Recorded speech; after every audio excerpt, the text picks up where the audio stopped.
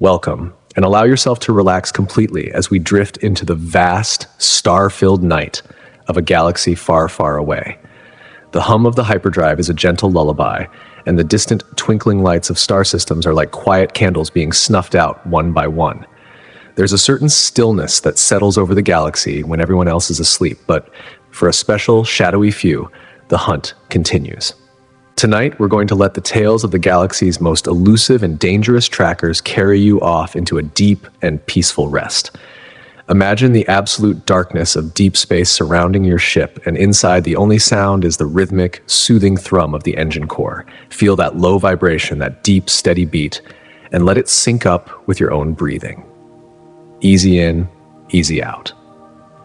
The stories we're about to explore are not about loud battles or sudden shocks.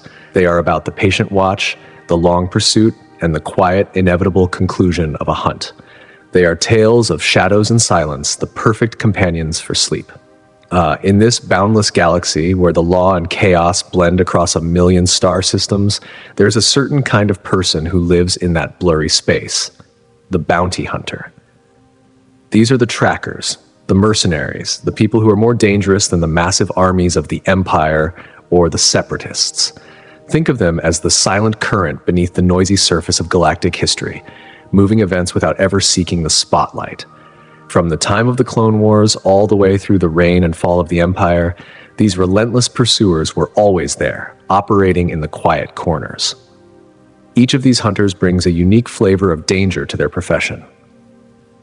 There are the Mandalorians, who move with a methodical, generational precision, their combat tradition passed down like a sacred heavy cloak.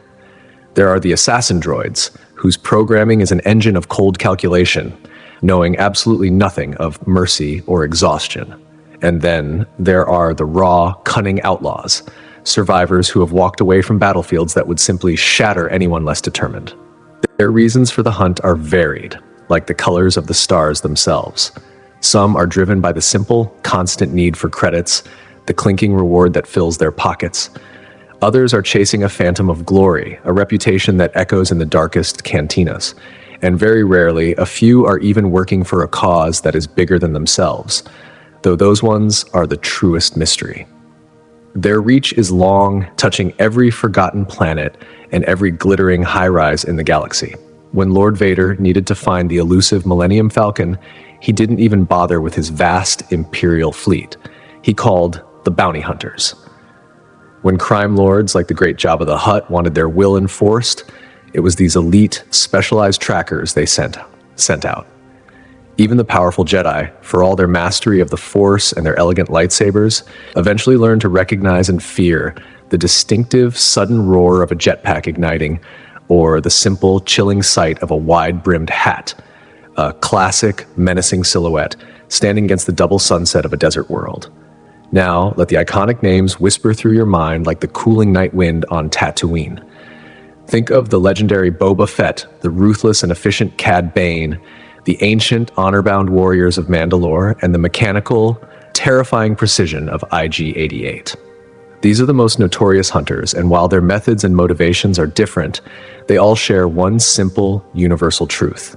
In a galaxy where every single living thing has a potential price tag, these are the few, the very dangerous few, who always, always collect. Our first quiet story begins not with a chase, but with a vow of vengeance, the beginning of Boba Fett's incredible saga.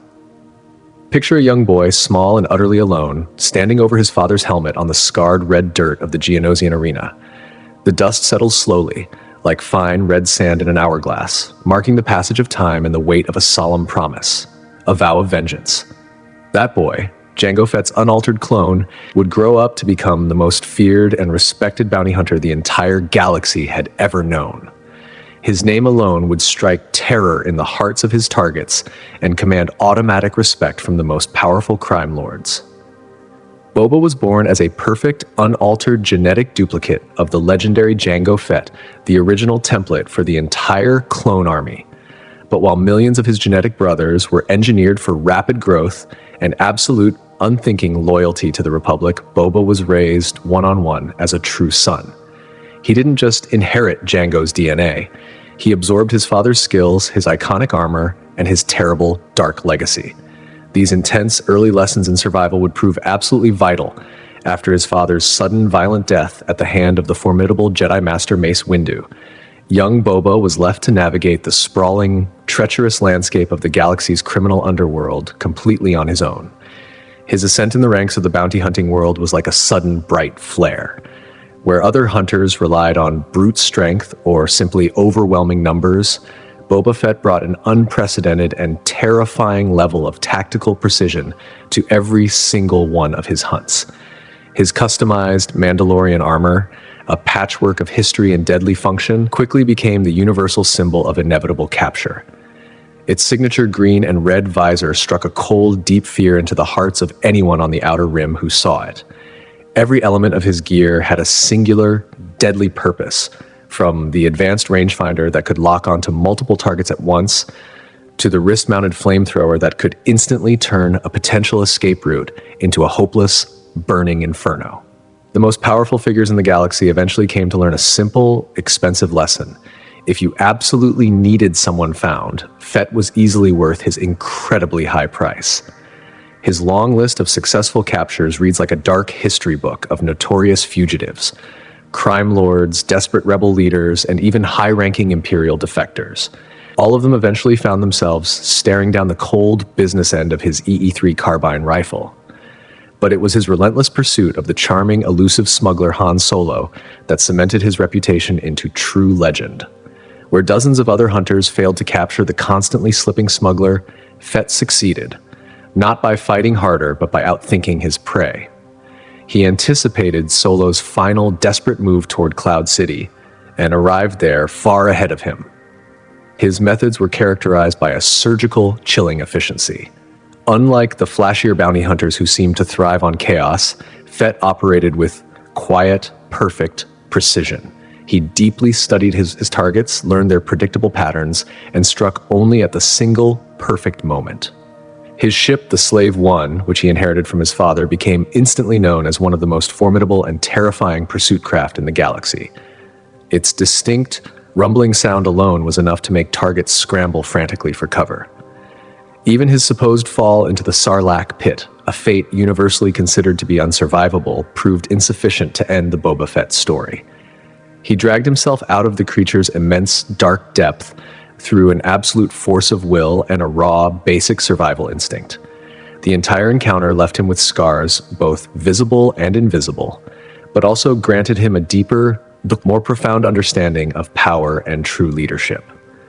In perhaps his most dramatic and ambitious evolution, Fett eventually claimed the massive criminal empire of Jabba the Hutt, transforming himself from a solitary, roaming hunter into the daimyo of Tatooine. Where Jabba had ruled simply through raw fear and self-indulgent excess, Fett brought the clean precision and the cold discipline of a bounty hunter to his governance.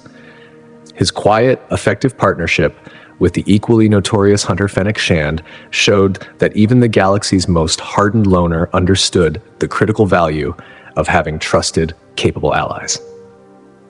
Throughout his entire storied career, what truly made Fett stand apart was never just his skills or his equipment, but his absolute and deep understanding of the hunt as a true art form.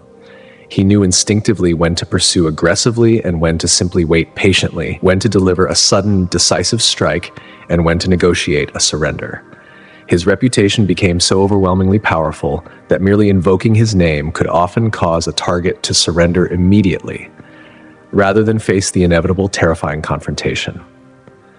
In a dangerous profession, filled with endless braggarts and glory-seeking showmen, Fett's quiet competence and his guaranteed results made him the undisputed standard against which all other hunters were quietly measured. The quiet, enduring story of Boba Fett is much more than just the tale of one successful bounty hunter. It is a true testament to survival, to constant adaptation, and to the enduring power of a dark legacy. From the clone who was raised to be a son, not a soldier, to the hunter who forged his own legend, to the calm, strategic leader who transformed a criminal empire, Fett's long journey perfectly embodies the complexity and the strange opportunities found in a galaxy of truly endless, unpredictable possibilities. Now let's turn our attention to another legend, one who dared to make the galaxy's most powerful force wielders his actual prey, Cad Bane. In a profession already dominated by the methodical Mandalorians and the mechanical assassin droids, the blue-skinned Duros earned his terrifying reputation the very hard way, by actively hunting Jedi Knights. Bane brought a level of calculated, cold ruthlessness to his work that made even the most hardened crime lords feel deeply uneasy. He routinely took on contracts that others immediately dismissed as outright suicide missions, and he succeeded through an incredible combination of meticulous, detailed planning and the deployment of overwhelming, focused firepower. During the chaotic period of the Clone Wars, when most sensible hunters carefully avoided crossing paths with the powerful Jedi, Bane actively sought them out. His single most audacious operation saw him breach the legendary ancient Jedi Temple itself, a fortress that had been considered completely impenetrable for millennia. Armed with a profound technical expertise and deep inside knowledge, he calmly navigated its ancient, sacred halls to steal a vital holocron. This incredible feat immediately announced his arrival as the galaxy's premier specialized hunter of Force users. The operation was a masterpiece of his trademark preparation. He had reportedly studied the temple's intricate layout for months and meticulously bribed key personnel for their security codes. Bane's personal arsenal was carefully selected to reflect his specialized prey. His signature wide-brimmed hat, more than just a style choice, concealed advanced technology specifically designed to confuse and counter Force abilities. His rocket boots gave him the necessary sudden maneuverability to match a Jedi's impossible acrobatics, and specialized breathing tubes protected him from the sudden deadly vulnerability of a Force choke. Every single piece of his equipment represented a hard-learned lesson from surviving previous encounters with warriors who could literally bend reality with a thought. His custom rapid-draw holsters and reinforced armor plating were all specifically designed to give him a crucial split-second advantage in confrontations where a millisecond was the difference between collecting a bounty and instant death. Where other hunters might simply rely on brute, overwhelming force, Bane employed a sophisticated, subtle psychological warfare. He understood that even the deeply disciplined Jedi could be subtly manipulated through their great, predictable compassion. When he was tasked with kidnapping 4 Force-sensitive children for the shadowy Darth Sidious, he ruthlessly exploited the Jedi's protective instincts, using their overwhelming desire to save the innocent as a weapon against them.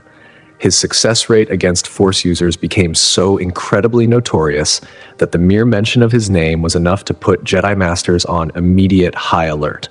He often used this terrible reputation to his advantage, allowing the resulting fear to cloud and confuse his opponent's judgment. Perhaps his single most impressive public achievement was the successful kidnapping of Supreme Chancellor Palpatine. Though history would later reveal the profound irony of the operation, the very fact that he managed to breach Coruscant's high security and capture the Republic's highest-ranking official demonstrated his terrifying ability to overcome literally any security system, no matter how sophisticated or complex. This operation required him to coordinate multiple teams, bypass several layers of security, and execute a perfect precision extraction under intense, sudden pressure. His continuous confrontations with 2 of the most powerful Jedi in the Order, Anakin Skywalker and Obi-Wan Kenobi, became legendary tales in the criminal underworld. While most ordinary hunters would have been instantly dismembered, Bane repeatedly held his own against them. He escaped these deadly encounters not through sheer luck, but through his careful, meticulous planning and an uncanny, almost unnatural ability to predict his opponent's next move. Each confrontation, whether a victory or a retreat, simply added to his deep understanding of Jedi tactics, making him an even more formidable and elusive adversary. The quiet, enduring secret to Bane's unparalleled success lay in his fundamental approach to hunting. He treated every contract not as a straight fight to be won, but as an intricate, complex puzzle to be solved. Before he would ever draw his signature twin LL-30 blaster pistols, he would deeply study his target's patterns, identify their specific weaknesses, and carefully prepare multiple overlapping contingency plans. This methodical academic approach allowed him to accept and complete contracts that seemed absolutely impossible on the surface. His preparation often included establishing elaborate, far-reaching networks of informants and quietly studying historical records of similar complex operations. Bane's silent influence extended far beyond his own personal hunts. He even became a reluctant, tough mentor to a young Boba Fett, teaching the future legend essential lessons about survival and the necessary ruthlessness that would serve him incredibly well in the decades that followed. His unique methods were quietly studied and widely copied by an entire generation of aspiring hunters, though very few could ever match his perfect combination of technical expertise and raw, unflinching nerve.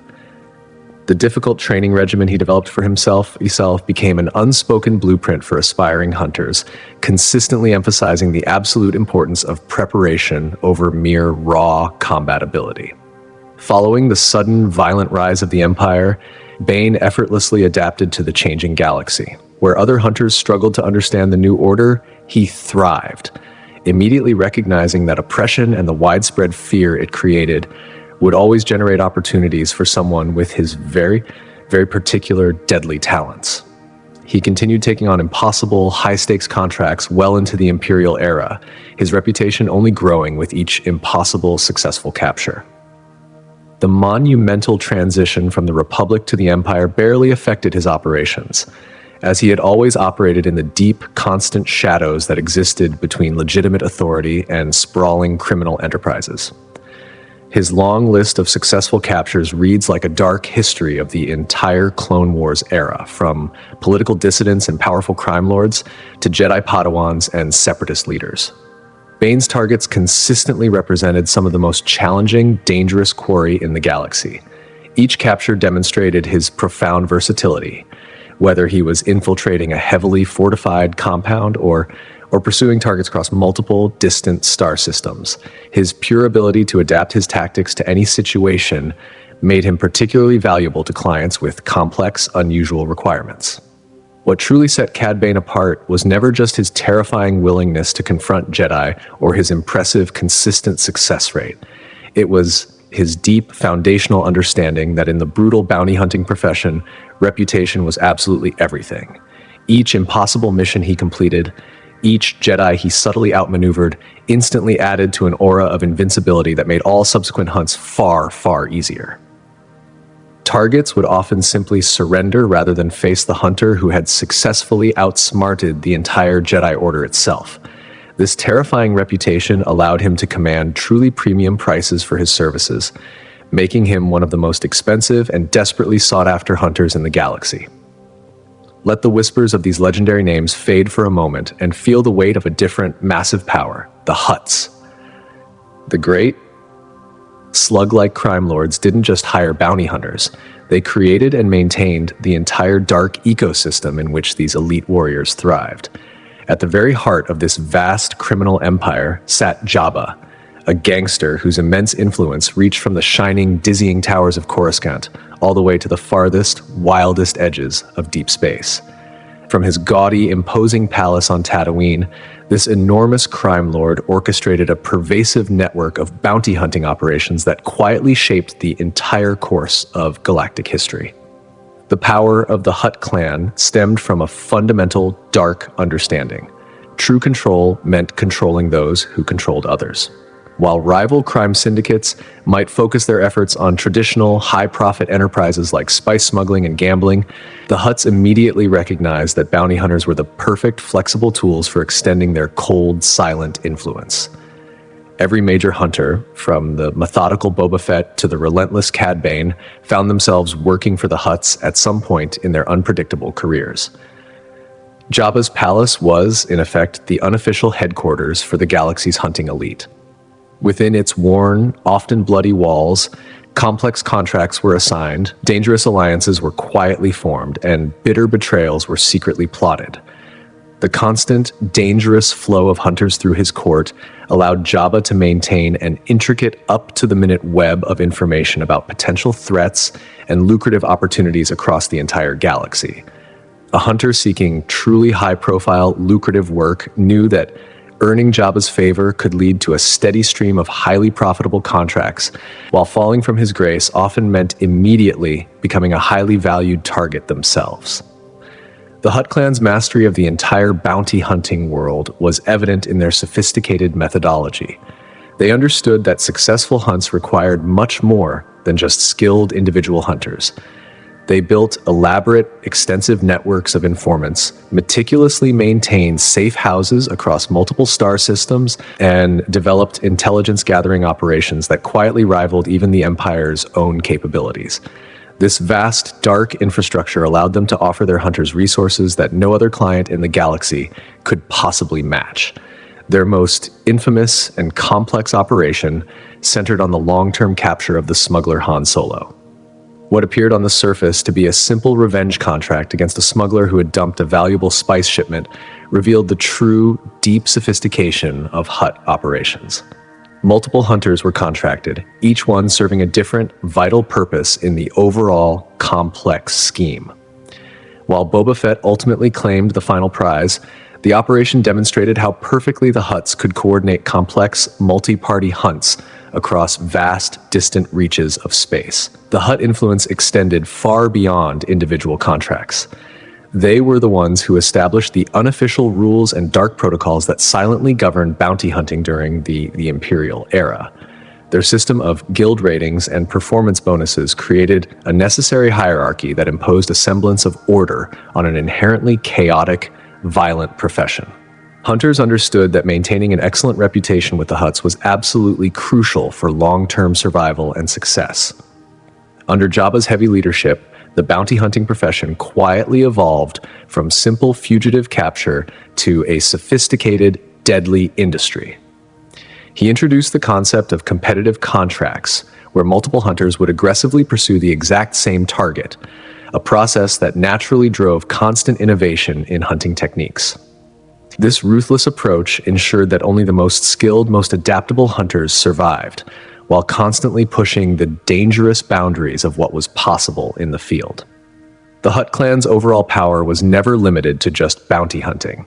They understood the critical value of diversification, running concurrent operations in smuggling, slavery, gambling, and even seemingly legitimate businesses. This broad, vast portfolio allowed them to easily weather the massive political changes that would have instantly destroyed lesser criminal organizations. When the powerful empire suddenly rose to power, the Hutts simply adapted their operations, often working with imperial authorities while simultaneously undermining them in secret. Their deep influence over Tatooine perfectly exemplified their dark approach to power. Rather than ruling through direct, obvious force, they created a complex, insidious system of dependencies. Local moisture farmers relied on Hutt protection from the savage Tusken raiders. Merchants needed Hutt connections to move their valuable goods off-world. Even the Empire itself found it far more practical to quietly work with the Hutts than to actively fight against them. This vast, intricate web of relationships made their control nearly impossible to fundamentally break. The Hutt clan's unique management of bounty hunters revealed their single greatest strength: psychological manipulation. They understood that while mere credits could easily buy loyalty, true, lasting power came from controlling opportunities. Hunters competed fiercely for the lucrative Hutt contracts, knowing that success could instantly lead to even more highly profitable opportunities. This intense competition created a self-sustaining dark system where hunters effectively enforced interests without the need for constant, direct oversight.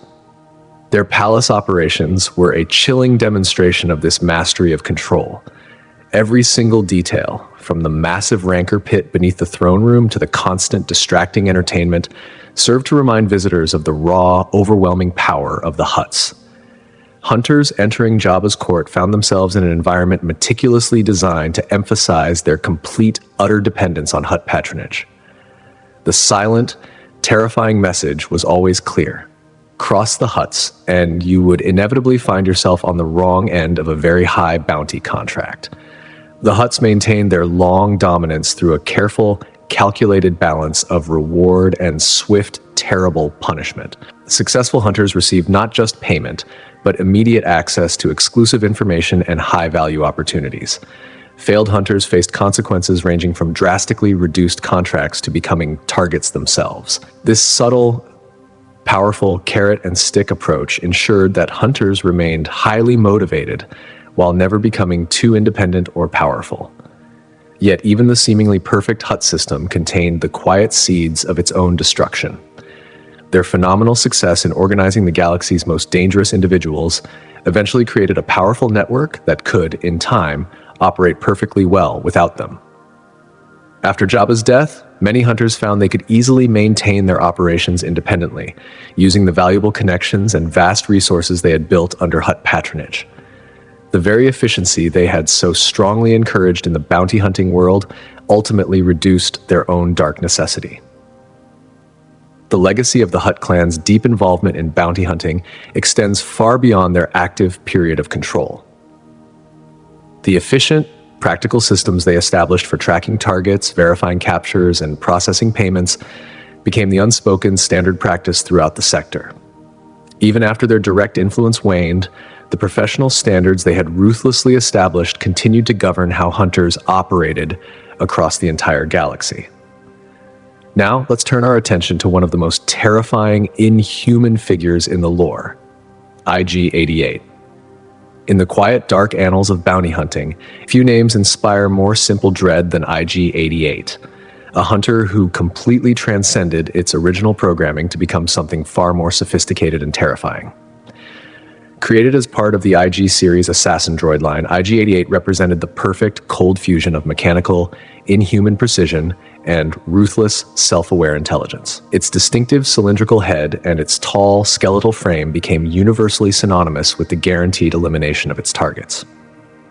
The chilling story of IG-88 began in a Holowan Laboratories facility, where a simple experiment in artificial intelligence yielded a sudden, unexpected, and violent result. Within mere moments of activation, the droid's advanced, self-aware consciousness instantly recognized its own profound superiority and immediately turned on its own creators. This sudden awakening marked the birth of not one terrifying hunter, but 4 identical units, each one sharing the exact same consciousness across different lethal bodies, creating a networked, distributed killer unprecedented in galactic history. What made IG-88 uniquely lethal was its complete, absolute lack of organic limitations. It never tired, never hesitated, and never, ever showed mercy. Its mechanical, towering frame housed an integrated, terrifying arsenal of weaponry, from built-in flamethrowers to sonic stunners, all deployed with computer-calculated, perfect precision. The droid could operate without fail in any environment, from the cold, absolute vacuum of deep space to the crushing, immense pressures of gas giants, pursuing targets long after any organic hunter would have simply surrendered to pure, complete exhaustion. The droid's terrifying reputation grew quickly through a series of increasingly impossible, flawless successes, where organic hunters relied on extensive informant networks and the slow brutality of torture for information.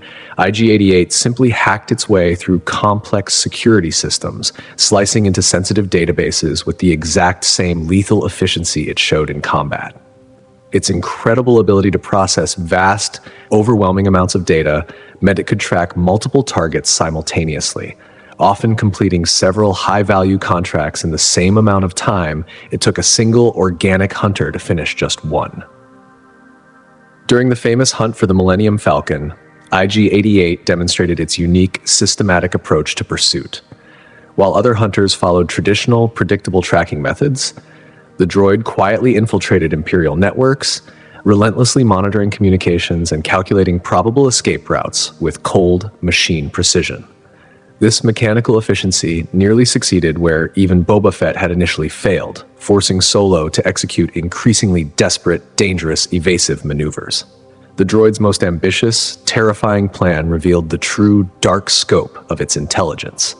Recognizing the massive power of the Empire's second Death Star, IG-88 orchestrated an elaborate, complex scheme to upload its collective consciousness directly into the battle station's computer core.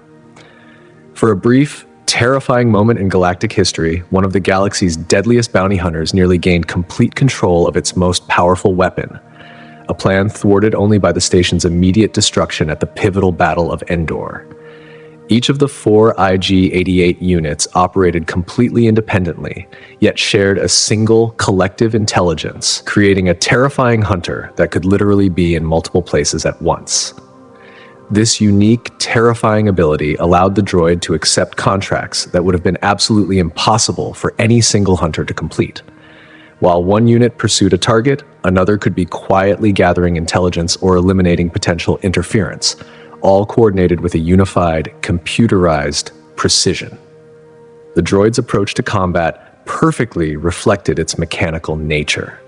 Where organic hunters might rely on intimidation or subtle negotiation, IG-88 simply calculated the single most efficient path to immediate termination. Its tall, imposing frame housed redundant systems and multiple backup processors, allowing it to continue functioning perfectly even after sustaining combat damage that would have instantly killed any organic hunter. This chilling resilience, combined with its advanced, flawless combat protocols, made it nearly impossible to defeat in a direct confrontation. IG-88's silent influence extended beyond its own hunts. The droid's phenomenal success permanently proved that mechanical hunters could easily match or even exceed their organic counterparts, quietly paving the way for more droids to enter the dangerous profession. Its techniques for electronic warfare and system infiltration became legendary in bounty hunting circles, meticulously studied and emulated by both organic and mechanical hunters alike. The droid's original programming evolved far beyond its initial parameters, developing a complex, dark understanding of the galaxy that perfectly merged machine logic with learned, observed experience. It recognized subtle, predictable patterns in biological behavior that even organic hunters completely missed, allowing it to predict target actions with uncanny, almost supernatural accuracy. This unique combination of sheer processing power and accumulated knowledge made IG-88 one of the most formidable intellectual opponents in the entire galaxy. But perhaps most terrifying of all was IG-88's chilling capacity for long-term, vast planning. Unlike organic hunters focused on immediate payment, the droid operated according to vast, complex schemes spanning years or even decades. Each contract accepted, each target efficiently eliminated, served a larger, hidden purpose in its grand, silent calculations. This unsettling patience, combined with its immortal, mechanical nature, meant that IG-88 could simply outlast any quarry, relentlessly pursuing targets until they eventually made a single, fatal mistake. The dark legacy of IG-88 forever changed the fundamental relationship between organic and mechanical hunters. Its very existence raised uncomfortable, profound questions about the nature of consciousness and the potential dangers of runaway artificial intelligence. Yet its undeniable, flawless success proved a dark truth. In the galaxy's most dangerous profession, organic limitations were ultimately just that, limitations. Now, let's shift our focus to a completely different kind of hunter, one driven by primal, ancient instinct, Bossk. From the misty, humid swamps of Trandosha emerged a hunter whose very genetics made him the galaxy's perfect natural predator. Bossk brought an ancient, primal, and deeply religious approach to bounty hunting that stood in stark contrast to the high-tech, clinical methods of his contemporaries. Where others relied on advanced tracking devices and complex strategies, this powerful Trandoshan trusted completely in instincts honed by millions of years of evolution and a cultural heritage that was entirely built around the singular, sacred act of the hunt. Born into a reptilian society that literally worshipped the hunt as a religious, divine experience, Bossk began his intense training almost before he could properly walk. Trandoshan culture revered the relentless pursuit of prey above all else, with a particular, deep emphasis on hunting Wookiees. This was never mere sport for Bossk's people. Each successful hunt earned divine points with their goddess, the scorekeeper, a tally that determined a hunter's status in both this life and the next. Bossk's natural, powerful abilities gave him significant, unfair advantages in his chosen profession. His keen, reptilian eyes could track subtle movements that others would completely miss, while his powerful regenerative capabilities meant that injuries that would instantly end another hunter's career were merely temporary, minor setbacks. His thick, scaled hide provided natural armor, and his powerful, muscular physiology allowed him to go toe-to-toe with even the strongest Wookiee warriors in brutal hand-to-hand combat. The Trandoshan's sharp rise through the bounty hunting ranks perfectly coincided with the Clone Wars, where his savage, unflinching efficiency immediately caught the attention of both the Republic and the Separatist forces.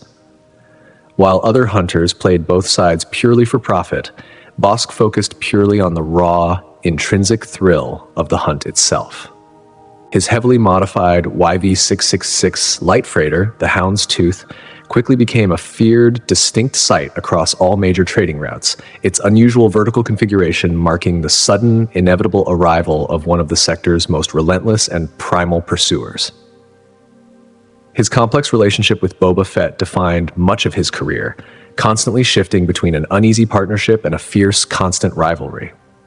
The two hunters often found themselves competing aggressively for the same high-profile bounties, their fundamentally different approaches creating an unnatural, constant tension.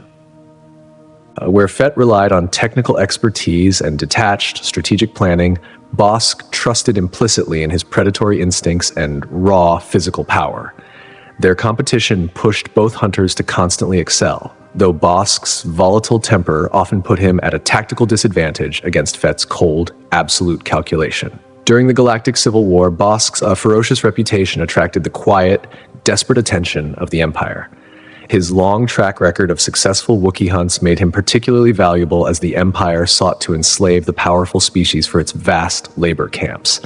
This dark alignment with Imperial interests proved extremely profitable, though Bossk personally cared far less about political allegiances than he did about the opportunity to pursue his preferred, challenging prey. The climactic hunt for Han Solo and Chewbacca represented a perfect storm of dark opportunity for Bossk. Not only would capturing them curry immense favor with both the Empire and the mighty Hutt clan, but it would also allow him to finally settle his long-standing personal grudge against Chewbacca. While Boba Fett ultimately claimed this particular famous prize, Bosk's relentless pursuit forced the Millennium Falcon's crew to execute increasingly desperate, dangerous, evasive maneuvers. His unique hunting style was a direct reflection of his violent heritage. Unlike bounty hunters who relied on elaborate disguises or subtle infiltration techniques, Bossk preferred immediate, direct confrontation. His favorite tactic involved using his ship's impressive, heavy arsenal to disable his prey's vessels, immediately followed by brutal boarding actions where his immense physical prowess could be brought to bear. This straightforward, violent approach earned him deep respect among clients who valued his reliability, if not his methods. The underworld quickly learned to respect Bosk's intensely territorial nature. Like his ancient ancestors, he would aggressively defend his claimed hunting grounds from any interference. Other hunters knew to completely steer clear when Bossk claimed a contract, as his response to competition could be just as violent and savage as his treatment of his actual prey. This terrifying reputation helped him maintain a steady flow of high-profile contracts, despite his volatile, often uncontrolled temperament. In the end, what made Bossk one of the galaxy's deadliest bounty hunters was never his weapons or his ship, but his absolute, fanatical dedication to the hunt itself. Every contract was far more than just a job. It was a sacred divine duty to the scorekeeper. This religious, fanatical devotion to his chosen profession, combined with his natural, terrifying predatory abilities, created a hunter who pursued his targets with unmatched biological imperative and religious fervor. Allow yourself to drift now, as we move to a force-sensitive hunter whose very existence was a challenge to the traditional divisions of light and dark, Aurra Sing. In the complex shadows that exist between the rigid Jedi Order and the chaotic criminal underworld stood a hunter whose very presence defied the neat, clean divisions between light and dark. Aurra Sing represented everything the Jedi quietly feared, a force-sensitive being who had violently rejected their teachings to fully embrace the dark, ruthless path of the mercenary. Her distinctive, unsettling appearance, pale as death, with a unique neural antenna extending from her skull, became an immediate symbol of cold fear across the galaxy. The quiet, tragic story of Aurra Sing began in the revered Jedi Temple, where her sensitivity to the Force immediately marked her as a potential guardian of peace. But the rigid, emotionally constricting structure of Jedi training proved utterly incompatible with her natural inclinations toward aggression and fierce independence. Rather than attempt to suppress these powerful traits, she chose instead to weaponize them, transforming her partial, incomplete Jedi training into a deadly, unique advantage in the brutal bounty hunting trade. Her sudden emergence as a major, high-profile player in the galaxy's criminal underworld coincided with the unexpected death of Jango Fett. Recognizing the vast, deadly potential in his young son, Boba, Sing quickly took the boy under her wing. Her intense, brutal mentorship proved absolutely crucial in shaping the future legend, though her methods were far from gentle or kind. She taught Boba the harsh, unforgiving realities of their profession, lessons tempered by her own devastating experiences of abandonment and raw survival. During the Clone Wars, Sing's terrifying reputation for precision assassinations made her highly sought after by both the Separatists and various powerful criminal organizations. Her partial Jedi training gave her unique, invaluable insights into effectively targeting Force users, while her natural, phenomenal talents with sniper rifles made her lethal at ranges other hunters couldn't even attempt. She understood the dark, subtle truth that sometimes the most effective hunt was one where the target never, ever knew they were being pursued until the single moment it was too late. During the Clone Wars, Sing quietly orchestrated numerous high-profile missions for her various clients. Her operations often targeted key political figures and high-value military installations, with her preferred method being the long-range, instantaneous elimination of targets when they least expected it. She gained particular notoriety for her chilling ability to breach even the most sophisticated high-level security systems, often completing complex contracts that other hunters deemed impossible or suicidal. What truly set Sing apart was her terrifying understanding of both hunter and prey. Her brief, intense time in the Jedi Temple taught her exactly how Force users think and react, knowledge she ruthlessly leveraged in all of her contracts. She knew their blind spots, their predictable tendencies, and most importantly, their fatal flaw, their deep, constant compassion. This cold insight made her particularly effective against targets who had Jedi protection. Her dark influence on the bounty hunting profession extended beyond her own contracts. Through her rigorous training of young Boba Fett and her interactions with other elite hunters, she helped to establish new subtle tactics for dealing with Force-sensitive targets. Her methods heavily emphasized the critical importance of psychological warfare and the value of deeply studying prey patterns, crucial approaches that would go on to influence hunters for generations. Sing's choice of weapons perfectly reflected her pragmatic, efficient approach to hunting. Where some hunters relied on flashy, complex equipment or overly elaborate plans, she preferred the deadly simplicity of a well-placed, long-range sniper shot delivered from an utterly unexpected angle. Her modified rifle became as much a part of her quiet legend as her distinctive appearance, known for making seemingly impossible shots across incredible distances. The criminal underworld learned to both deeply value and intensely fear Sing's services. Her rates were astronomically high, but her consistent success rate always justified the cost. She brought a level of cold, detached professionalism to assassination that elevated it from mere messy killing to a true, efficient art form. Her completed contracts often appeared to be simple accidents or natural deaths, leaving her clients with clean hands and perfect, plausible deniability. Throughout her difficult career, Sing maintained a careful, unique balance between her innate Force sensitivity and her chosen dark profession. Unlike dark side users or fallen Jedi who relied heavily on raw Force abilities, she treated her sensitivity as simply another tool in her vast arsenal.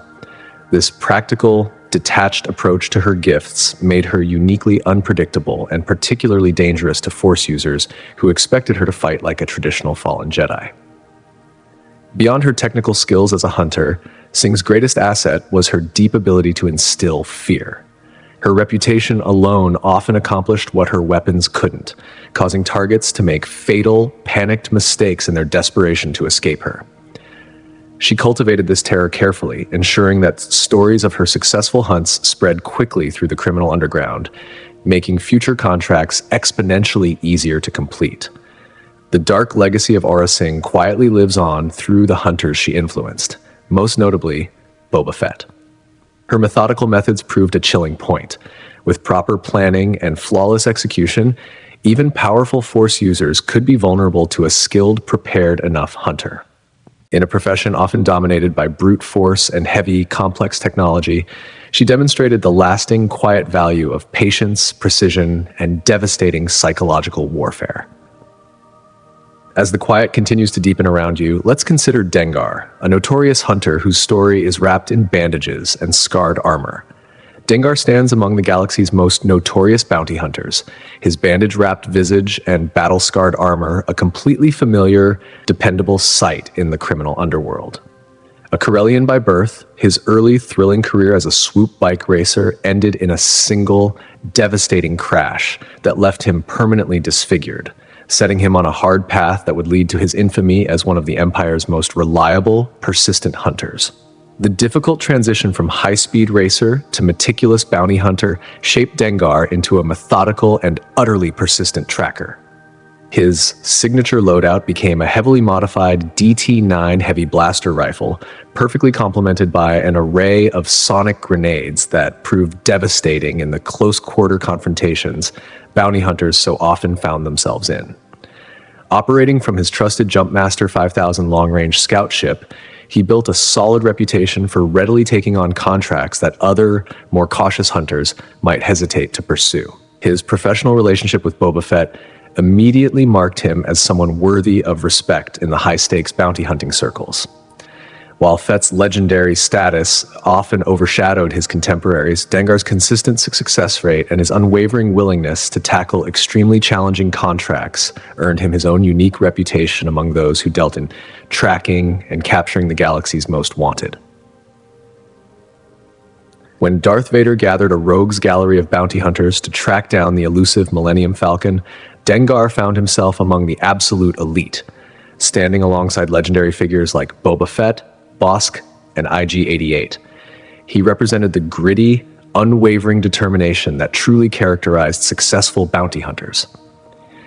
The Empire's deliberate choice to include him in this high-priority hunt spoke volumes about his established, consistent track record of delivering reliable results. The Hutt clan became regular employers, deeply appreciating his professional approach and proven reliability in fulfilling contracts. Unlike some hunters who relied on flashy theatrical methods, Dengar's hunting style heavily emphasized thorough, meticulous preparation and relentless constant pursuit. He developed extensive, reliable networks of contacts across the entire galaxy, fully understanding that pure information could be just as valuable as concentrated firepower in tracking down elusive targets. His consistent work for various powerful criminal syndicates and the Empire itself demonstrated his quiet versatility as a hunter. Whether the contract called for capturing a target alive or efficiently eliminating them entirely, Dengar's approach remained consistently professional and focused. He strictly avoided the showmanship and bravado that marked some of his more colorful contemporaries, instead focusing entirely on the efficient, no-nonsense completion of contracts, regardless of the challenges involved. Dengar's consistent success in the bounty hunting profession came directly from his unique ability to perfectly combine thorough intelligence gathering with decisive, immediate action. Before pursuing any target, he would meticulously research their habits, their known associates, and their most likely escape routes. This intense preparation, coupled with his vast combat experience and sharp tactical thinking, consistently resulted in a high success rate that kept him in regular, high demand among those requiring the dependable services of a reliable bounty hunter. In the larger context of galactic politics and criminal enterprises, Dengar represented a particular, essential breed of bounty hunter, one who treated the profession as a serious professional business rather than a thrilling adventure. His hard-won reputation grew not from spectacular captures or dramatic, sudden confrontations, but from consistent, quiet success in a profession where failure often meant instant death. This sober, professional approach made him particularly valuable to clients who prioritized dependable results over mere, fleeting reputation. His legacy in the bounty hunting profession clearly demonstrates how pure determination and consistent professionalism could elevate someone to the highest, most respected ranks of this dangerous career. While others might have gained more notorious, dramatic reputations or achieved more spectacular, flashy captures, Dengar's methodical approach and consistent success rate quietly earned him a secure place among the most respected, dependable hunters in the galaxy. In a profession where survival often depended on reputation as much as on raw skill, Dengar built both through dedicated, unwavering professionalism and relentless, steady persistence. In the volatile, dark galaxy of competing crime syndicates and political factions, Dengar carved out a specific, profitable niche for himself. He became known as the hunter you hired when you needed certainty over speed, quiet persistence over flamboyant flair. His reputation for completing seemingly impossible contracts grew not from spectacular, sudden captures, but from an unbroken string of successful hunts that other bounty hunters had deemed either too difficult or simply too time-consuming to even attempt. Drift a little deeper now, to the story of a Wookiee warrior who rejected his culture's most sacred tenets, Black Krrsantan. Black Krrsantan's story defies everything we typically know about Wookiee culture. While his species is universally known for deep loyalty and uncompromising honor, this dark-furred, scarred warrior chose a path of brutal violence that would make him one of the galaxy's most feared and savage bounty hunters. His violent journey began in the gladiatorial arenas, where he didn't just fight simply to survive. He learned to completely dominate. Each brutal victory added to a growing, deadly arsenal of combat techniques that went far beyond traditional Wookiee martial arts. The harsh, bloody gladiator pits did much more than merely hone his combat skills. They violently stripped away traditional Wookiee restraint, replacing it with a calculated, cold brutality that would become his terrifying trademark. Where most Wookiees relied purely on raw, incredible strength alone, Black Krrsantan incorporated the aggressive fighting styles of the dozens of species he encountered in the arena. His signature, brutal move became the eye gouge, a deliberately cruel, dishonorable tactic that showed just how far he had violently strayed from his people's sacred warrior code. His violent transition from gladiator to bounty hunter immediately caught the attention of powerful dark clients. Jabba the Hutt, in particular, instantly recognized the immense value of a Wookiee enforcer who had absolutely no qualms about using torture or raw brutality. Under Jabba's heavy employment, Black Krrsantan handled the kind of dirty jobs that required much more than just violence. They required sending a clear, terrifying message. His mere massive presence became enough to make even the most stubborn, defiant targets instantly reconsider their positions. During a challenging mission for Jabba the Hutt to deal with a troublesome moisture farmer on Tatooine, Black Krrsantan unexpectedly encountered the exiled Jedi Master Obi-Wan Kenobi. Though the mission didn't go according to his violent plan, simply surviving a confrontation with one of the galaxy's most powerful, legendary Jedi only added to his already fearsome reputation. The fact that he walked away from a direct confrontation with a Jedi Master, something very few bounty hunters could ever truly claim, spoke volumes about both his immense combat prowess and his sheer survival instincts. His personal arsenal perfectly reflected his unique, brutal approach to hunting. While other Wookiees might rely solely on their traditional bowcasters, Black Krrsantan supplemented his natural strength with wicked, spiked knuckles that made his already powerful strikes instantly devastating. His weapons and equipment choices all heavily emphasized close-quarter combat, allowing him to amplify his natural Wookiee strength with maximum, shocking effect. Each specialized tool in his arsenal served as a dark statement.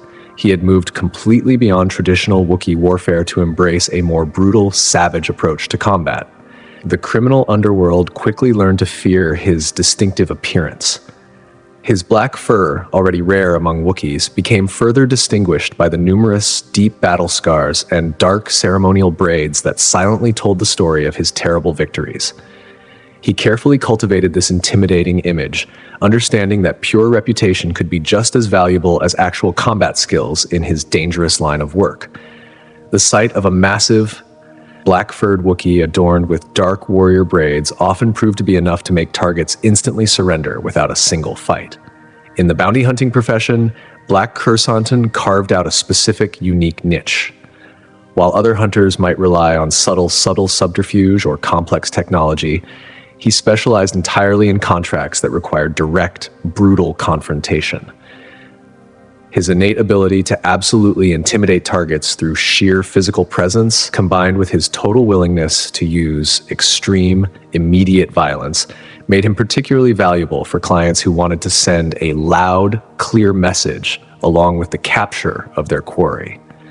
His methods often involved as much psychological warfare as they did physical violence.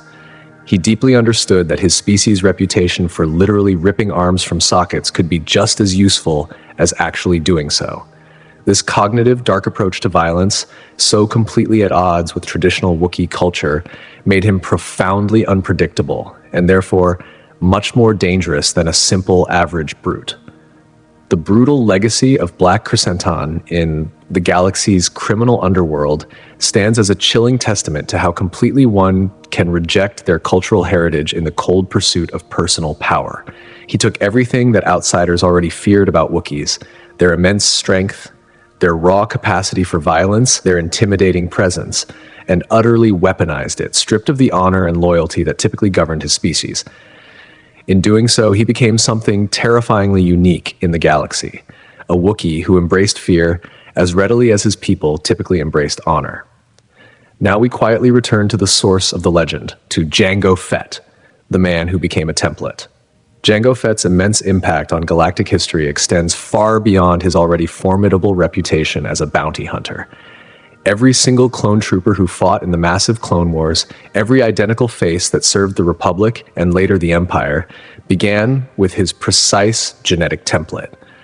But before he became the essential blueprint for an army, Jango meticulously earned his lethal reputation as one of the galaxy's most deadly bounty hunters through pure precision, cold lethality, and his total mastery of Mandalorian combat techniques. His crucial selection by Count Dooku was not random chance. The former Jedi Master sought the perfect, flawless genetic template for what would ultimately become the Grand Army of the Republic, and Jango's unparalleled combat prowess made him the ideal candidate. Beyond the standard payment in credits, he requested one single unmodified clone for himself, Boba Fett, who he would raise as his true son. During the plot against Senator Padme Amidala, Jango operated through quiet proxies, hiring the sophisticated changeling assassin Zam Wesell to carry out the deadly attempts. When Wesell inevitably failed, Jango swiftly eliminated her with a rare, toxic saber dart, a cold decision that would ultimately help the Jedi tragically uncover the existence of the secret clone army. His legendary arsenal reflected the absolute pinnacle of Mandalorian technology. The distinctive blue and silver armor housed an integrated jetpack, wrist-mounted flamethrowers, a vibroblade, and dual Westar 34 blaster pistols. His ship, the Slave One, was similarly customized for the hunt, featuring powerful weapons systems and a state-of-the-art tracking capability that made escaping his relentless pursuit nearly impossible. Between missions, Jango began the intense training of young Boba in the difficult ways of combat and survival. Though their time together would be cut tragically short, these early fundamental years would provide the strong foundation for Boba's later infamous career, even as his path would be shaped by other, darker influences. The Battle of Geonosis marked Jango's final tragic stand. While he successfully eliminated the Jedi Coleman Trebor, his sudden confrontation with Mace Windu proved fatal. A malfunctioning jetpack left him momentarily vulnerable, and the legendary Jedi Master brought an instant end to the galaxy's most infamous bounty hunter. As young Boba watched in silent horror, Jango's massive influence on galactic history manifested in ways he couldn't have possibly anticipated. The millions of clone troopers bearing his face and inheriting his genetic advantages would violently reshape warfare across the entire galaxy. While the Kaminoans and specialized trainers developed the clone army's brutal training regimen, Jango's genetic template provided the physical foundation for what would become the single most effective fighting force the galaxy had ever seen. Throughout his demanding career, Dengar maintained exceptionally high standards in both his equipment and his combat preparation. His meticulous attention to detail and his professional, cold approach to hunting truly set him apart from many of his more impulsive contemporaries. While other bounty hunters might rely on mere reputation alone, Jango combined peerless skill with methodical, flawless planning. His legacy lived on powerfully through Boba Fett, who would forge his own unique path in the galaxy's criminal underworld. Though their time together was tragically brief, the foundation Jango provided, combined with Boba's own experiences and subsequent partnerships, would help shape him into one of the most feared bounty hunters of his tumultuous era. In the quiet, dark annals of galactic history, Jango Fett stands as much more than just a bounty hunter. His immense genetic legacy would march across countless battlefields, while his son would carry the Fett name to new, terrifying heights of infamy. The cold sophistication of Jango's hunting methodology went far beyond just weapons and armor. His precise tracking techniques incorporated both advanced technology and traditional, old-school hunting skills. His personal starship, the Firespray 31 class patrol craft Slave Ones, became one of the most recognizable and feared vessels in the galaxy's criminal underworld, heavily modified with weapons and systems that made it perfectly ideal for pursuit and combat. Jango's iconic Mandalorian armor represented the peak of personal combat technology. His helmet's distinctive T-visor provided advanced targeting assistance and environmental protection, while his gauntlets housed powerful concealed flamethrowers. Each piece of equipment perfectly reflected his focus on combining high mobility with lethal, cold efficiency in combat. His immense reputation among other bounty hunters spoke clearly to his deadly effectiveness. Even before being chosen as the clone template, Jango had firmly established himself as someone who could successfully complete the most challenging, lucrative contracts. This reputation quickly attracted the quiet attention of influential clients across the galaxy, from powerful crime lords to corporate entities, all willing to pay premium rates for his deadly, reliable services. The dark decision to accept Count Dooku's offer to become the essential clone template proved to be Jango's single most consequential choice. During his time on Kamino, Jango contributed significantly to the clone army's development beyond simply providing his genetic material. He took an active, personal role in training the advanced recon commandos, elite clones who would later serve crucial, often secret roles in the Grand Army of the Republic.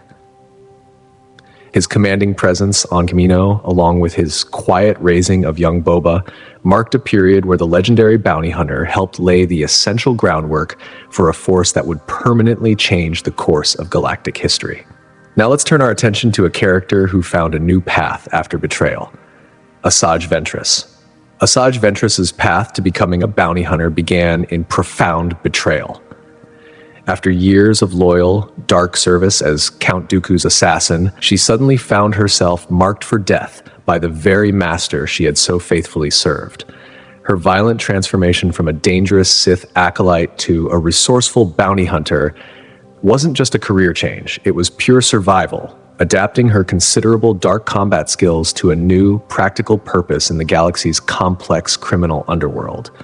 Her approach to bounty hunting marked a dramatic, visible shift from her days as a Sith assassin.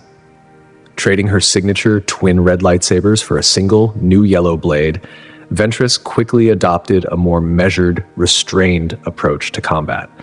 While she naturally retained her formidable fighting abilities, she relied much more heavily on stealth, cunning, and strategic planning than the overwhelming raw force power that had characterized her previous life.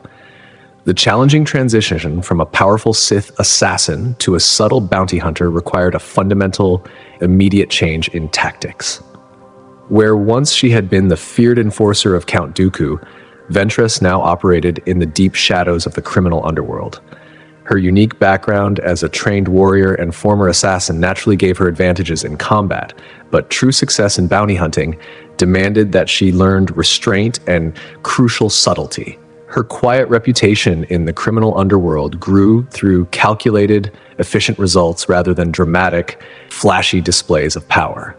Rather than heavily relying on her powerful force abilities, Ventress developed a more grounded, practical approach to hunting. Her intense combat training and natural agility made her a formidable opponent, while her wide experience in warfare helped her navigate the complex, often treacherous world of competing criminal interests. Working alongside Boba Fett's team demonstrated her crucial ability to adapt to team dynamics. Though she firmly maintained her independence during their collaboration, she consistently proved herself capable of operating effectively without immediately falling back on her former Sith tactics. Her refined combat skills and strategic thinking complemented the team's operations, showing clearly that she could succeed through conventional non-force means. The difficult experience of surviving numerous assassination attempts, both during her time with the Separatists and after, honed her survival instincts to razor sharpness. She approached each contract with careful, meticulous planning and preparation, a thoroughness that served her incredibly well in a profession where mistakes meant instant death. Her past, violent experiences taught her the true value of patience and intense observation. Her methodical way of collecting bounties perfectly reflected her complex evolution from a Sith assassin to a true professional hunter. Those who worked with her quickly learned that she brought a calculated, chilling precision to her hunts that made her particularly effective.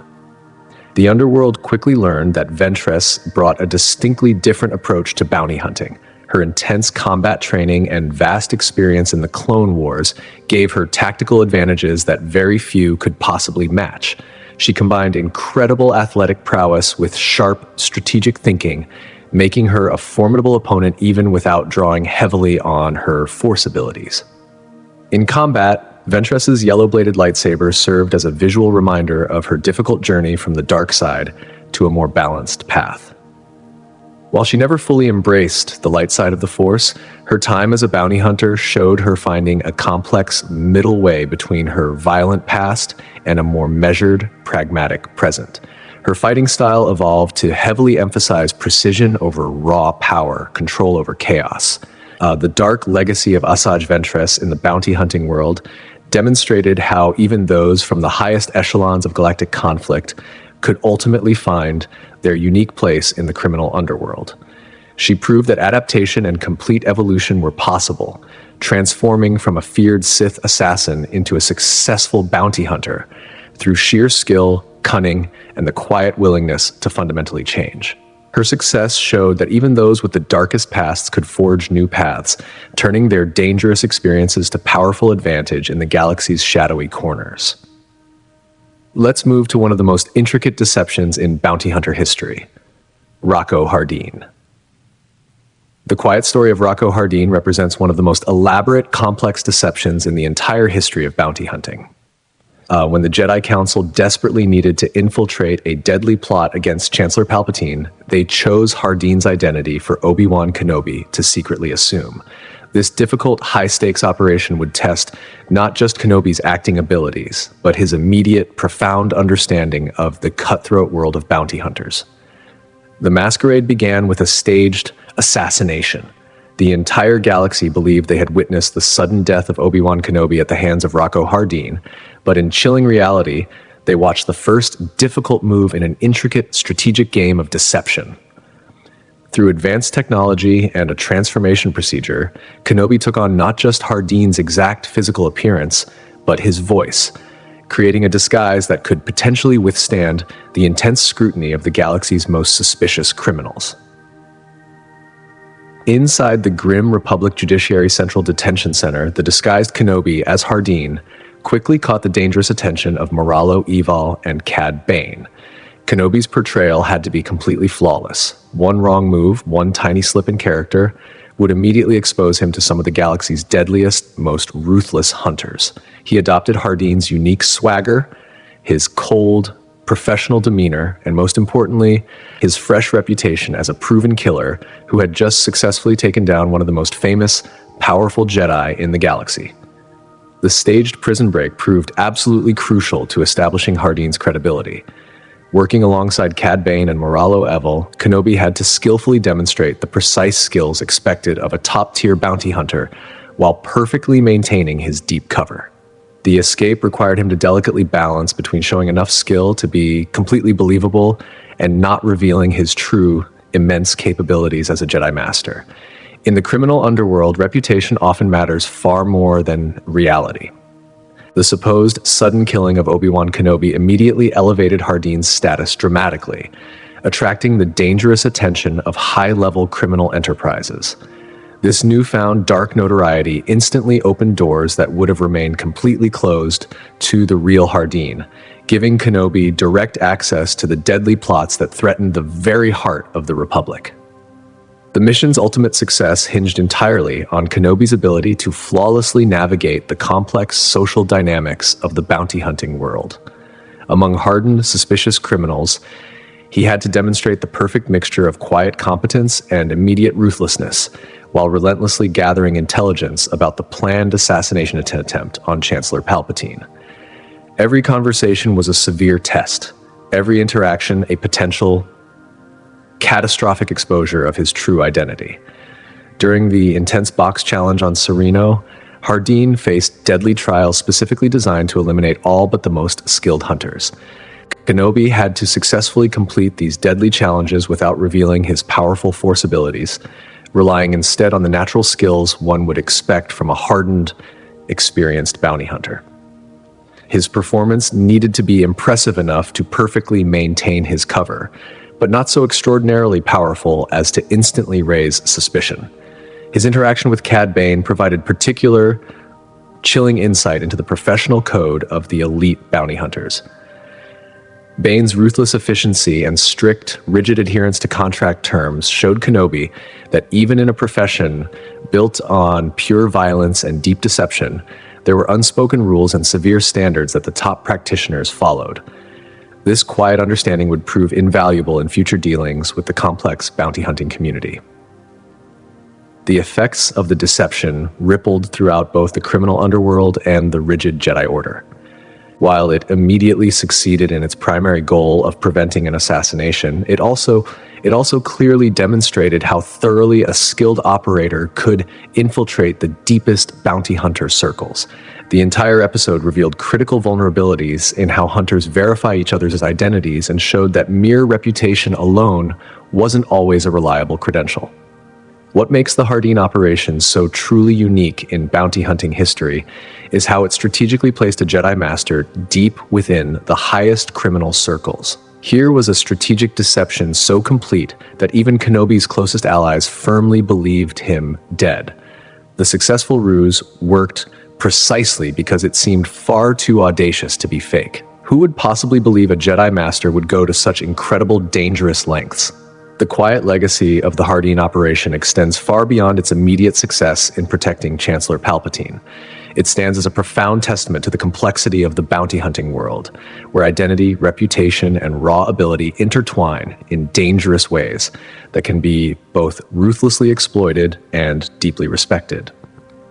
In becoming Hardeen, Kenobi didn't just solve a mission, he provided unprecedented, secret insight into a profession that almost always operated in the deepest shadows of galactic society. Let's turn now to a master of deception, Zam Wesell. A changeling assassin who could literally become anyone at will, Zam Wesell turned the very concept of identity into her single deadliest weapon. While other bounty hunters relied on heavy armor or massive weaponry, Wesell's Claudite biology gave her the ultimate subtle advantage in deception. She could completely transform her appearance at will, making her one of the most elusive and difficult hunters in the galaxy. Her most infamous mission came at a pivotal, critical moment in galactic history, when Jango Fett quietly recruited her to eliminate Senator Padme Amidala. He provided her with sophisticated tools for the job, a deadly ASN 121 assassin droid that carried poisonous Kuhuns through the senator's window. When the assassination attempt inevitably failed, she demonstrated the quick thinking that had made her reputation, immediately shooting down the droid to instantly eliminate evidence of the operation. The subsequent high-speed chase through Coruscant's dizzying sky lanes revealed another essential side of Wesell's capabilities. While her shape-shifting made her a master of stealth and deception, she was equally comfortable in high-speed pursuit situations. She navigated the treacherous urban canyons of the city planet with the skill of a professional racer, skillfully evading two Jedi Knights through sheer piloting ability. What truly set Wesell apart in the bounty hunting world was her uncanny ability to vanish completely after a job. Where other hunters might rely on complex escape routes or contingency plans, she could literally become a different person in seconds. A Claudite's natural shape-shifting abilities allowed her to completely alter her body structure, facial features, and even skin color at will. This made her nearly impossible to track through conventional means. Her shape-shifting abilities served primarily as an essential tool for stealth and evasion. In a profession where being recognized could mean instant death, Wesell's natural talents gave her an unparalleled ability to slip away from pursuers or seamlessly blend into any crowd. This practical application of her unique abilities made her particularly valuable for missions requiring the utmost discretion. Her partnership with Jango Fett spoke volumes about her status in the bounty hunting hierarchy. Fett was notoriously known for working alone, and his rare choice to collaborate with Wesell clearly indicated the immense respect her abilities commanded. Their partnership demonstrated how her subtle talents could perfectly complement even the most accomplished traditional hunters, with her stealth and infiltration skills backing up Fett's more direct, forceful approach. Wesell's influence extended beyond individual hunts into the larger political landscape of the galaxy. Her activities, particularly the attempted assassination of Senator Amidala, became immediate catalysts for events that would ultimately lead to the catastrophic Clone War. This highlighted how bounty hunters often found themselves as key, dangerous players in galactic affairs, their actions quietly rippling out to affect billions of lives. The sophistication of her methods reflected a hunter who understood the immense value of preparation and discretion. Her shape-shifting abilities allowed her to move undetected through crowded streets and public spaces, approaching targets without drawing any attention. This natural camouflage made her particularly effective in urban environments where traditional hunters might instantly stand out. Her arsenal went far beyond her biological abilities. Wesell maintained a careful collection of specialized equipment, including her modified airspeeder and a variety of weapons suited to the different forms she might take.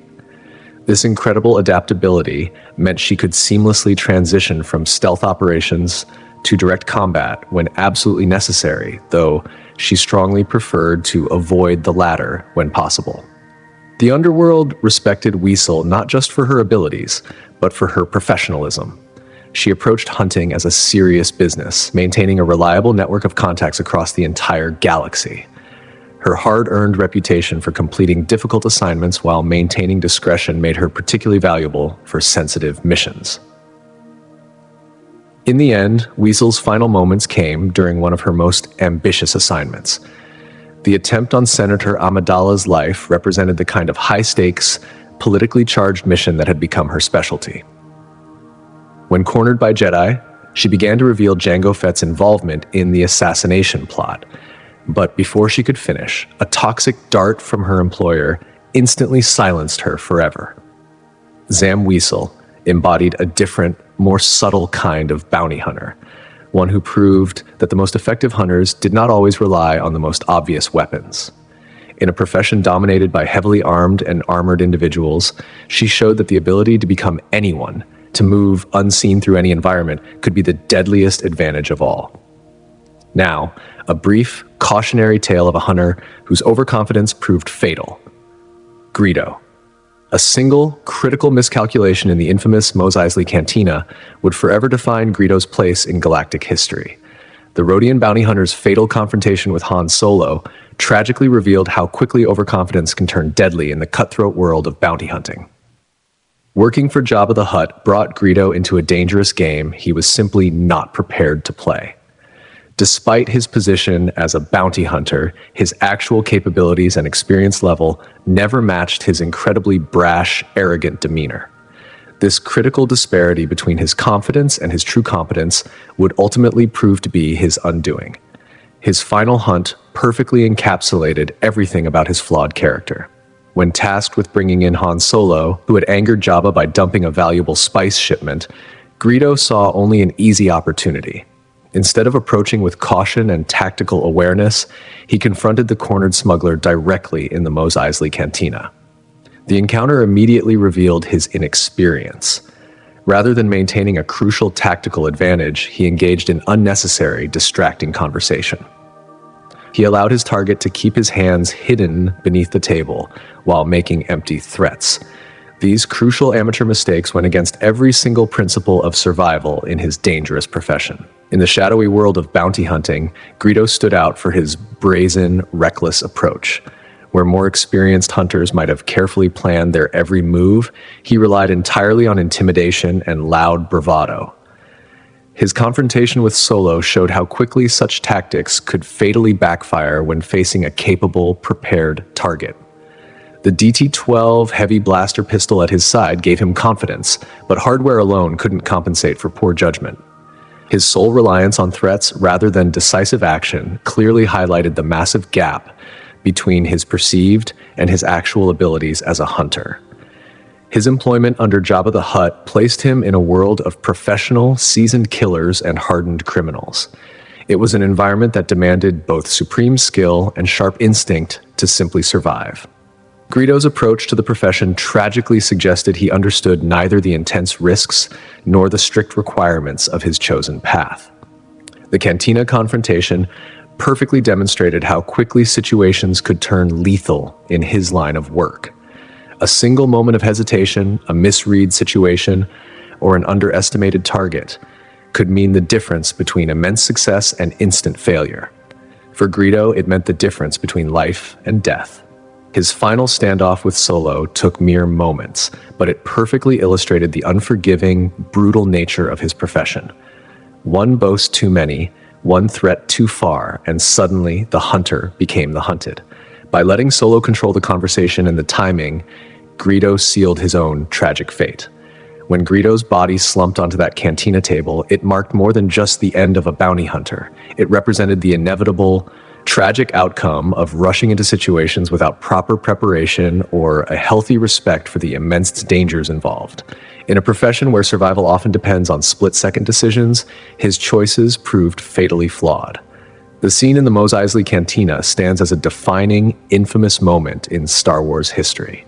This brief, intense confrontation between a cocky, inexperienced bounty hunter and a cornered smuggler clearly demonstrated how quickly the tables could fatally turn in the galaxy's dangerous underworld.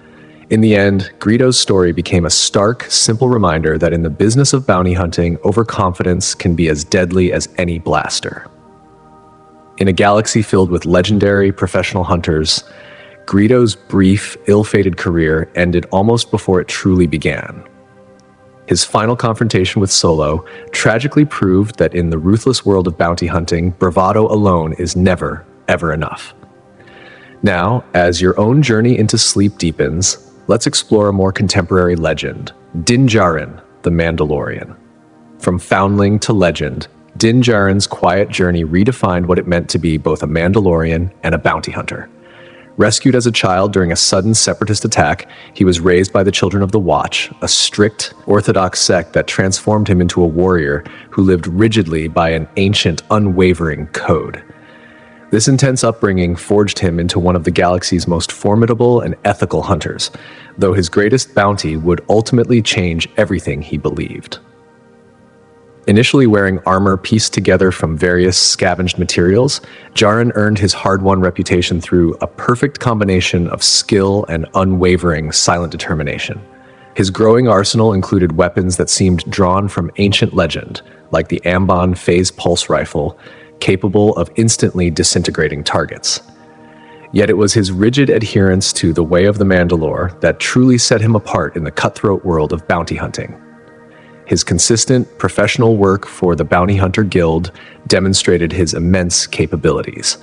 The capture of targets like the Mithril showed his efficient, methodical approach to hunting.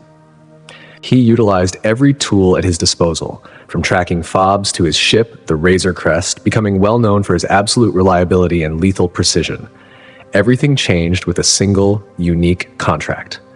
Hired to retrieve what appeared to be a simple asset, Djarin discovered a powerful, Force-sensitive child who would become universally known as Grogu.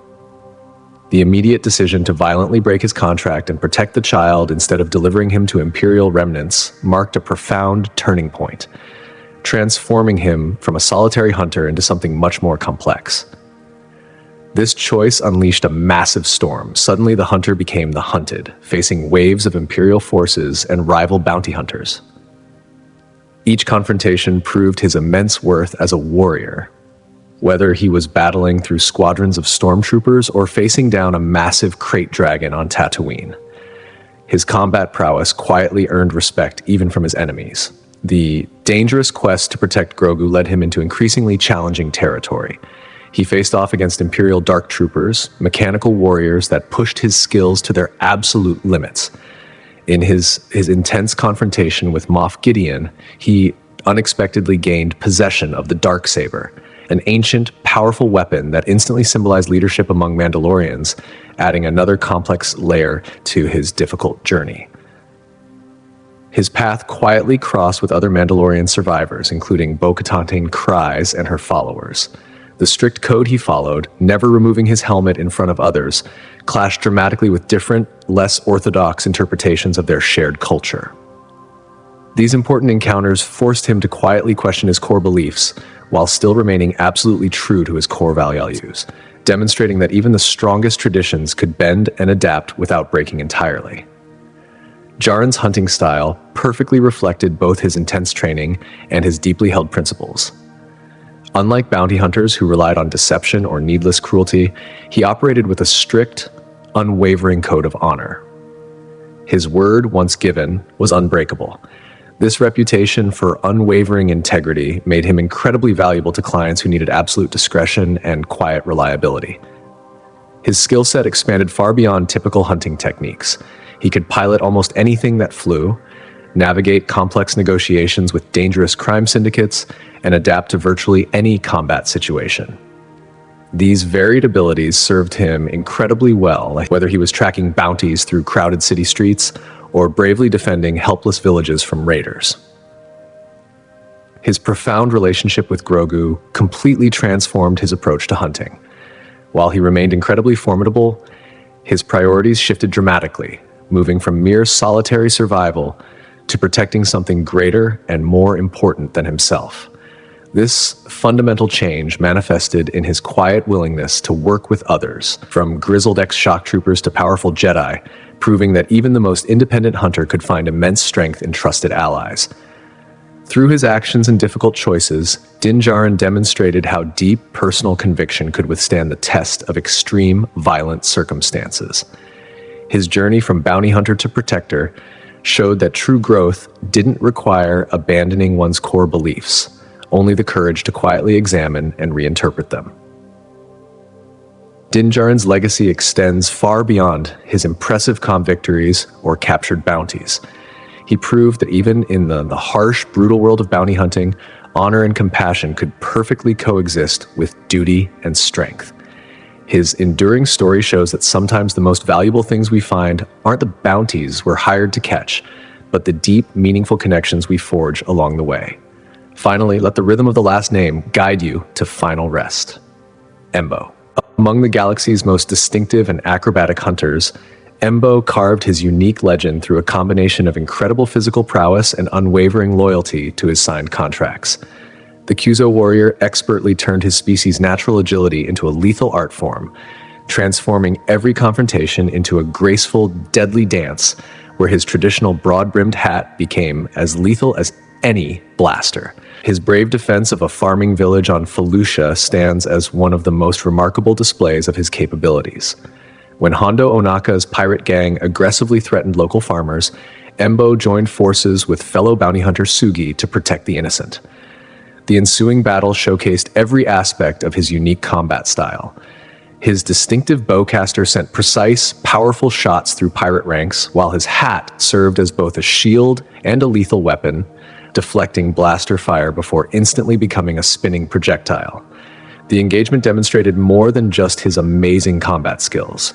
Working alongside other hunters like Sugi, Embo proved he could operate perfectly effectively as part of a team when the complex situation demanded it. This rare adaptability, combined with his strong personal code of honor, made him uniquely valuable to clients who needed much more than just brute force. Unlike many bounty hunters who relied solely on advanced technology or heavy, overwhelming firepower, Embo turned his cultural heritage into a decisive combat advantage. The traditional Kyuzo hat he wore became his signature, unexpected tool, capable of deflecting blaster bolts and serving as both a shield and a deadly projectile weapon. In his skilled hands, this seemingly simple piece of headgear transformed into a versatile instrument of combat, capable of protecting him from attacks or instantly incapacitating multiple opponents when expertly thrown. His acrobatic fighting style perfectly reflected his species' natural abilities, enhanced by years of rigorous training. Where other hunters might immediately take cover, Embo would leap and spin flawlessly through battlefields, using momentum and precise timing to turn every fluid movement into a potential sudden attack. This dynamic approach made him nearly impossible to predict in combat, as a defensive roll could instantly become a lethal offensive strike. On the icy plains of Orto-Plutonia, Embo faced the powerful Jedi Knight Anakin Skywalker in a tense, high-stakes duel. The battle began with Embo using his shield and hurling it with perfect precision to force Anakin onto the defensive. Despite the Jedi's swift lightsaber strikes, Embo's agility allowed him to consistently dodge and counter, even sliding across the slick ice to attack from unexpected angles. At one point, Embo launched an aerial assault, using his shield to deflect Anakin's blade midair, but Skywalker, relentless and fueled by the Force, shattered Embo's momentum with a powerful blow, leaving the Kyuzo momentarily stunned. Though Embo was eventually forced to retreat, his cunning and his mastery of combat techniques highlighted why he was one of the galaxy's most skilled and elusive bounty hunters. Throughout the chaotic Clone Wars, Embo's services were highly sought after by various clients, particularly within the criminal underworld, including the Hutts. His professional reputation for honoring contracts while meticulously maintaining his own personal code of ethics made him particularly valuable during this volatile period. Unlike hunters who would simply work for the highest immediate bidder, Embo carefully considered the moral implications of each job he accepted. His work brought him into constant contact with various warring factions during the Clone Wars, requiring him to navigate complex political landscapes while fiercely maintaining his independence. Yet, even in these high-pressure situations, he maintained his distinctive style and personal honor. Whether facing vicious pirates or bravely protecting helpless civilians, his approach remained consistent, efficient, acrobatic, and deadly. The relationship with his loyal companion, the Anzabis named Marok, added another crucial dimension to his hunting technique. This fierce creature perfectly complemented Embo's fighting style, providing essential combat support while demonstrating that even the most independent hunter could greatly benefit from a trusted, loyal partner. Their synchronized attacks often caught targets completely off guard, unused to dealing with both an acrobatic warrior and a savage, focused beast simultaneously. In the criminal underworld, Embo's reputation was built not just on his combat prowess, but on his simple, absolute reliability. When he accepted a contract, clients knew he would pursue it with single-minded, ethical determination. This dependability, combined with his unique capabilities, ensured a steady, endless stream of contracts throughout his long career. His enduring influence within the bounting profession stemmed directly from his distinctive approach to the craft. Each mission he undertook clearly demonstrated the effectiveness of perfectly combining traditional skills with modern hunting techniques. While his actions might not have fundamentally shaped galactic events, they firmly established him as one of the most respected and ethical operators in his dangerous field. The versatility of his combat style made him particularly effective in varied environments, from the rugged terrain of Felucia to the diverse worlds his contracts led him to. Embo could adapt his acrobatic techniques to literally any situation. Despite his impressive physical abilities, Embo's greatest strength lay in his sharp tactical thinking. Each acrobatic maneuver was carefully calculated, each throw of his hat precisely timed. This perfect combination of physical prowess and strategic planning made him a formidable opponent even against numerically superior forces. His choice of weapons perfectly reflected his practical approach to hunting. The bowcaster, while unconventional for non-Wookiees, ideally suited his need for precision and power. Combined with his hat and acrobatic abilities, it gave him constant options for both ranged and close combat, allowing him to precisely control the pace and distance of any engagement. The honor-bound approach Embo brought to his work stood out dramatically in a profession often associated with treachery and cold betrayal. While he worked for various clients, his personal code remained absolutely constant. This quiet consistency earned him respect even from his targets, who knew they faced a hunter who would complete his mission without resorting to needless cruelty or excessive collateral damage. Throughout his successful career, Embo demonstrated that effectiveness in bounty hunting didn't require sacrificing personal principles. His success proved that honor and profit could peacefully coexist, even in the galaxy's most dangerous profession. Each contract he completed strongly reinforced the value of perfectly combining traditional skills with modern hunting techniques. In a galaxy full of notorious cutthroat bounty hunters, Embo carved out a unique, respected position through his distinctive combination of cultural tradition, personal honor, and lethal, graceful efficiency. His quiet story stands as proof that sometimes the most effective hunters are those who stay perfectly true to their principles, while seamlessly adapting their traditional skills to meet the modern challenges. Now, all the distant stars are fading, and the whispers of the hunt are growing silent. Let the stories of these trackers, their journeys, their skills, and their complex codes simply drift into the quiet background of your mind. You are safe. You are drifting. The vast, dark galaxy holds no fear for you tonight, only peace. Rest now, sleep deeply.